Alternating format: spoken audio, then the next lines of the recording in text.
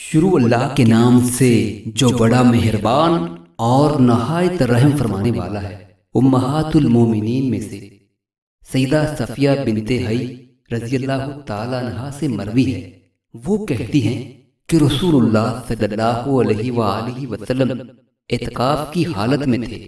میں رات کو آپ صلی اللہ علیہ وسلم کی زیارت کرنے کے لیے آئی، پس میں نے آپ صلی اللہ علیہ وآلہ وسلم سے باتیں کی اور جب اٹھ کر جانے لگی تو رسول اللہ صلی اللہ علیہ وسلم بھی مجھے واپس چھوڑ کر آنے کے لیے کھڑے ہو گئے۔ میرا گھر سیدنا اسامہ بن زید رضی اللہ تعالیٰ عنہ کے گھر کے پاس تھا۔ ہمارے پاس سے دو انصاریوں کا گزر ہوا۔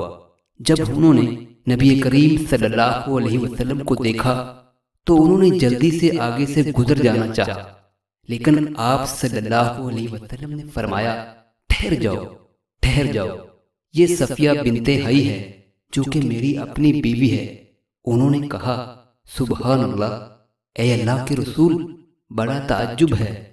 آپ صلی اللہ علیہ وآلہ وسلم نے فرمایا، بے شک شیطان ابن آدم کے اندر خون کی طرح گردش کرتا ہے، اور میں اس بات سے ڈر گیا کہ کہیں ایسا نہ ہو کہ وہ تمہارے دل میں کوئی شر والی بات ڈال دے۔